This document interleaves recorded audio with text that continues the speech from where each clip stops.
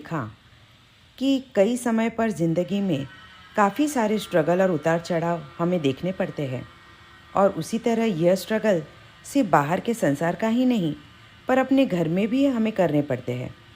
आप सब सोचते होंगे कि घर में कैसे?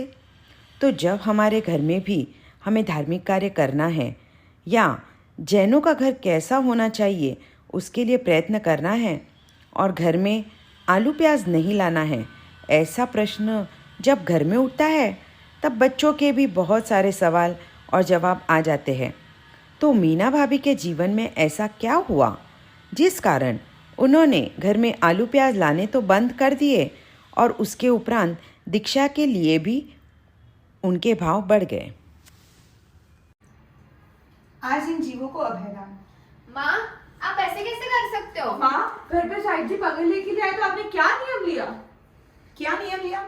बस आजीवन घर पर अभी जमीन कंद नहीं आएंगे, आलू प्याज बंद घर पे लाने का। माँ, उसके बिना तो टेस्ट ही नहीं खाने में। उसके बिना तो खाने का स्वाद ही नहीं आएगा। माँ, बच्चों, ये तुम लोग क्या बोल रहे हो?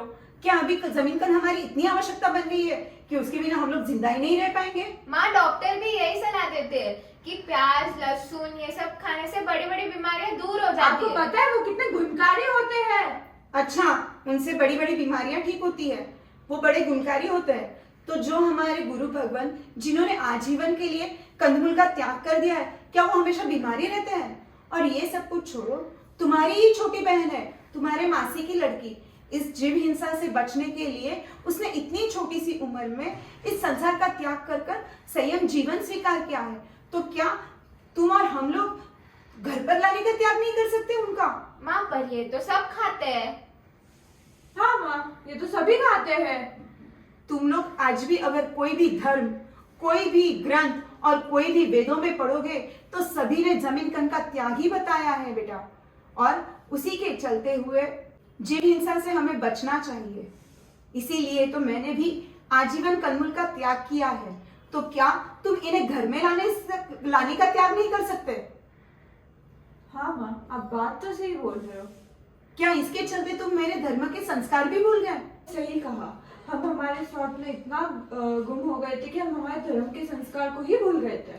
पर माँ, अब से हम आपके नियम को पालन करेंगे और आपका साथ देंगे। तो करोगे ना नियम का पालन? हाँ, आज से हमारे घर में जिंदगी भर के लिए कंदमूल कभी भी नहीं आएंगे। हे प्रभु, आपसे सिर्फ एक ही प्रार्थना है कि बस इन छोटे छोटे धर्म और नियमों से मेरा घर एक सच्चे जैन श्रावक का घर बने। तो जैसे कि हर घर में होता है, बच्चे मम्मी को बोलते हैं कि आपने तो आलू प्याज छोड़ दिए, पर आप हमारी इच्छा होगी तो आप घर में नहीं लाओगे तो कैसे होगा? तो ऐसा कुछ आपके साथ हुआ है? हाँ, हमारे साथ भी हुआ है। मेरी दो बहनों की दीक्षा की तारीख निकली तब उनके गुरु हमारे गांव में आए थे। तो हमने घर पे नौका मंत्र का जाप किया था। तो महाराज साहब ने कहा कि अभी आपकी भांजा दीक्षा ले रही है तो आप उन्हें क्या सीख में दोगे? तब हमारे घर में आलू प्याज सब आते थे, हम लोग सब खाते थे रात को। तो मम्मी ने बोला अभी क्या सीख दे सकती हूँ? तो महाराज साहब ने बोला जो आपकी इच्छा हो। तो मम्मी ठीक है, मैं आजीवन आलू प्याज घर में नहीं लाऊंगी। हुआ वहाँ पे तो हम लोग कुछ बोल नहीं सकते थे। घर पर आए, बहुत गुस्सा किया, आपको खाना था तो आप अपने ऊपर लेते, हमारे ऊपर क्यों लिया? आपको क्यों, आपकी वजह से हम लोग क्यों सेक्रीफाइस करें? तो मम्मी ने यही बोला, आप तेरी बहन है, इतना सब कुछ छोड़कर तुम्हें सिर्फ आलू प्याज घर में खाने से मना किया है, बाहर तो मैंने तुम लोगों को मना किया। तुम्हारी बहन है तो आलू प्याज छोड़, परिवार छोड़, सबको छोड़कर, सब सुरक्षित जगह छोड़कर वो उस जीवन में जीने जा रही है। तो उससे रहकर तुम कुछ तो सीखो। इतना तो नहीं छोड़ सकते। तुम इतना भी नहीं कर सकते अपनी बहनों के लिए। तब हमने ये भी सोचा, हाँ यार मम्मी का बोलना भी सही है, जब हमारी बहन इतना कुछ कर सकती है तो हम घर में तो कम से कम त्याग कर सकते हैं। उनका सीख देने का तरीका भी बहुत अच्छा था। हाँ, तो मम्मी ने जिस तरह से समझाया वो 2 मिनट का गुस्सा इमीडिएट नॉर्मल हो गया। अच्छा ठीक है मम्मी, आपने जो किया वो सही है, हम आपके साथ आपने में। भी वो सपोर्ट किया, हाँ, सपोर्ट हमने भी आगे जीतने की नहीं, बात भी गलत नहीं थी ना कि हम लोग उसका विरोध कर सके। ठीक है, खूब कि आपके मन में शादी के बारे में नहीं और साथ में दीक्षा के बारे में भी आपके कुछ भी भाव नहीं थे। बचपन में तो आप मुझे दीक्षा ही नहीं लेनी, ऐसे भी बोलती थी। तो आपके मन में ऐसे वैराग्य की भावना कैसे उत्पन्न हुई, या ऐसा कुछ हुआ कि आपके विचार दीक्षा के बारे में आप वैराग्य के प्रति झुक गए? मेरी तो भांजा थी, वो 18-19 साल में दीक्षा ली। पहले 2 भांजियों की दीक्षा हुई, तो मेरे को थोड़ा लगा तब, मतलब वो विचार मेरा दिमाग से निकल गया कि मुझे दीक्षा नहीं लेनी। थोड़ी सी धर्म से जुड़ती गई खेते आने के बाद थोड़ी ज़्यादा जुड़ गई थी धर्म से। तो फिर उन्होंने दीक्षा ली, तो मैंने सोचा ये छोटी छोटी बच्चा संसार छोड़ के जा सकती है, तो हम क्यों नहीं जा सकते, हम क्यों नहीं संयम पद पे जा सकते। तो थोड़ा सा दिल की पर अभी तो मेरे को जवाबदारियां बहुत है, 3 बच्चों की जवाबदारियां, पढ़ाई है, शादियां है। तो शादी होने के बाद मैं फ्री हो जाऊंगी भाई। तो मेरे को थोड़ा सा कुछ नहीं तो कुछ तो त्याग कर सकते हैं अपन।